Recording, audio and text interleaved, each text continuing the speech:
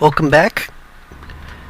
I made the decision to play this game on easy. Well, number one, because I'm lazy. This is my first Let's Play, and I'd prefer to focus on my exposition rather than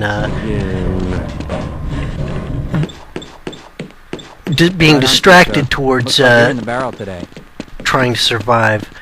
Medium is playable. It's certainly not over difficult. I would rather focus on the nostalgia trip that I go through every time I play this game. That said, my intended audience really is for those people who have enough of a working knowledge to either have played through this game or played through it enough to realize that they don't want to play through it themselves. If you've never played this before yourself, I respectfully suggest you try Freeman's Mind or Sergeant Hawke's blind Let's Play of Half-Life, simply to give you a less dry, nostalgic, analytical trip through this and a more experiential one. I think you'll be better served by those, and I'll provide links here when I post the video. Hello.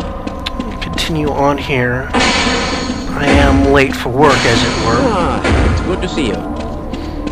Again, having NPCs respond to you and react as if you were a part of their world was something new for the time. Again, those little loading screens. Oh, great. Lots of meaningless exposition here. Hey, open. Ah, Gordon, here you are.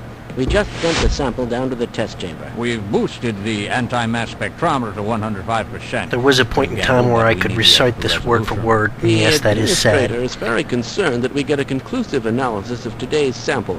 I gather they went to some lengths to get it. I'm sure he is. They're waiting for you, Gordon, in the test chamber. That's encouraging. I am a big fan of TV tropes. I do think of myself as a troper. The wild mass guessing about this, well, pretty much confirmed as to who the administrator is. If you know anything about Half-Life 2, you know who I'm referring to. Ah, Eli Vance. It's about to go critical. You see him later What on. the hell is going on with our equipment? It wasn't meant to do this in the first place. Okay. I'm not going to spend too much time mucking about. I am going to push through this at a fairly rapid rate.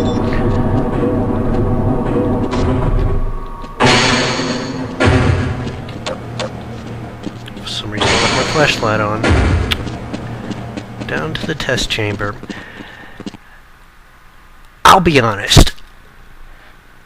As much of an ego trip as I normally place myself on, I am not the strongest-hearted gamer on the planet. I have to get myself fairly able to play more frightening games such as Fear, even Doom 3. When I was 17, I first started playing this. This game scared the crap out of me, and it was beautiful. I'm afraid we'll be deviating a bit from standard analysis procedures today, Gordon. Yes, but with good reason. Yes, because This the is a ends always rare justifies the opportunity means. for us. This is the purest sample we've seen yet. And, potentially, the most unstable. Now, if you follow standard insertion procedures, everything will be fine. I don't know how you can say that, although I will admit that the possibility of a resonance cascade scenario is extremely unlikely. Gordon doesn't need to hear all this. This all He's a was highly cliched trained when it professional. came out, but We've assured the administrator that nothing will go wrong. Ah, yes, you're right. Gordon, we have complete confidence in you. Well, go ahead. what good science blame fiction him doesn't now. have a mild B-movie vibe at times? The test chamber. What sweet memories.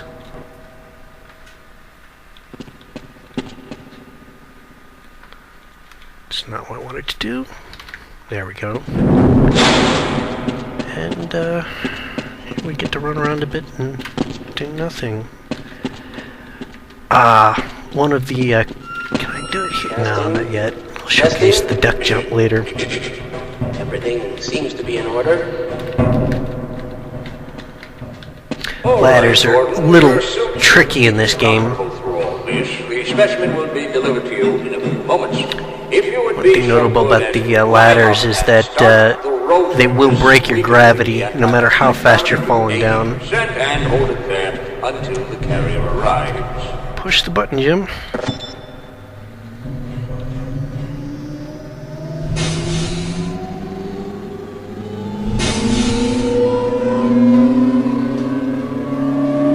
A lot of very good direction here, building up a tension. Very good. We'll take it from here. Power to stage 1 emitters in 3, 2, 1. I'm seeing predictable phase arrays. Glorious technobabble. Hurry it up in there. Stage 2 emitters activating now. Gordon, we cannot predict how long the system can operate at this level, nor how long the reading will take. Please, work as quickly as you can. You got it. I'm waiting here. Overhead capacitors to 105%. It's probably not a problem. Probably. But I'm having a small discrepancy.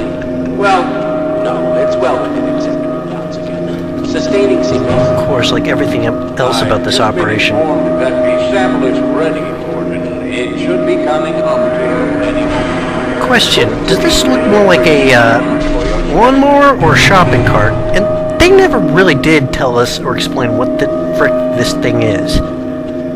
Might as well kick it in. Oops. Gordon, get away from the beam. Shutting down. This really freaked me out the first time I went through this. It's not shutting down. It's not.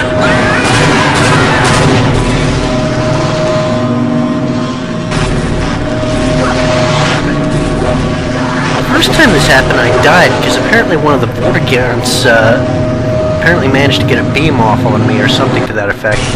No idea what killed me the first time I attempted this, but it really freaked me out.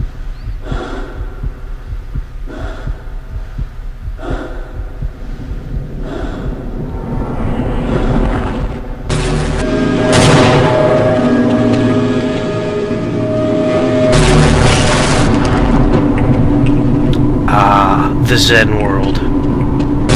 Charming place, huh?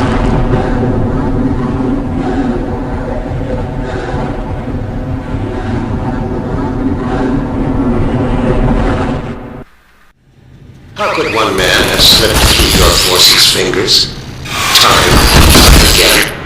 How is it possible?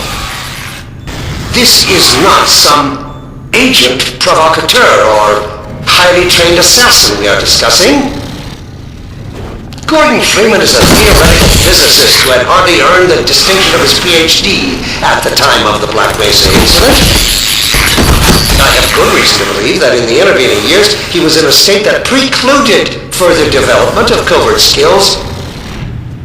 The man you have consistently failed to slow, let alone capture, is by all standards simply that, an ordinary